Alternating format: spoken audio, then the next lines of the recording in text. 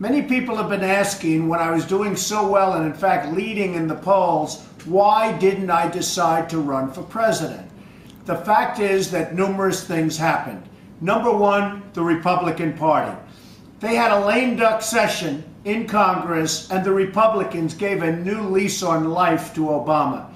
They made an agreement with him. It was absolutely ridiculous what they did.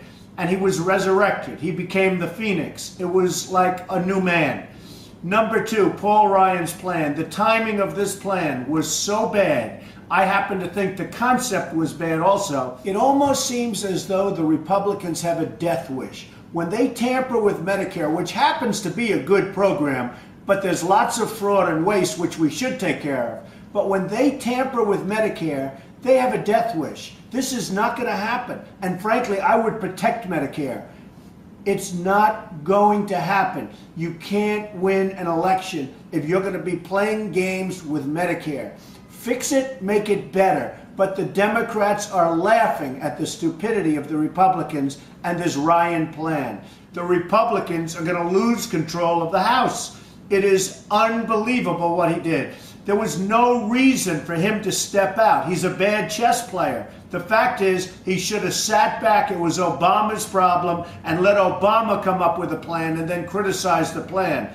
For him, who just got this position as the head, to come out with his own plan, and by the way, already you've lost one election in an area in Buffalo, upstate New York, where the election couldn't have been lost. This plan, and in particular the timing of this plan, is a total disaster. Then we take a look at the $38 billion in spending cuts. Well, the $38 billion turned out to be $352 million.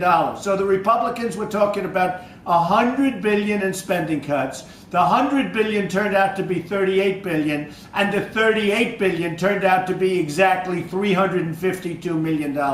So I look at the kinds of things that are happening, and on top of that, NBC is calling me on an hourly basis, offering me all sorts of money to continue with The Apprentice, which has been a tremendous hit show for NBC and frankly for me. And at one point I just said, you know what? I think it's time to take the money. I really hated what I was seeing from the Republicans. Then on top of that, which just happened, Eric Cantor, a very nice guy, but he comes out with a plan where, despite the fact that we're spending billions of dollars a month in Afghanistan, billions of dollars in Iraq, trillions of dollars overall, he doesn't want to give any money to the tornado victims. I mean, give me a break. What kind of a country do we have? So we'll spend billions of dollars all over the place, give it to our enemies, give foreign aid to people that can't stand us, and yet for the tornado victims, they get nothing. It's really sad what's happening with the Republicans. Now, I'm a very staunch conservative, but when I look at what they've done, it's going to be very hard for them to win. I am watching very carefully. If the wrong person is nominated, you watch what happens with Donald Trump and what he does, because we have to beat Obama. This country cannot last any longer with Obama as our president. Life and business is funny. Every time I told NBC no, they kept saying, can we give you more? Will you take more? And by the way, even if you're rich, it's a lot of money. When you have a hit show, it's a lot of money.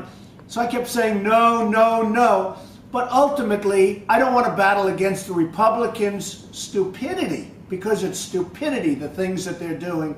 And at the same time, tell NBC, I no longer want a hit show. Who gives up a hit show? Nobody. So I had a decision to make, but there's plenty of time left for the big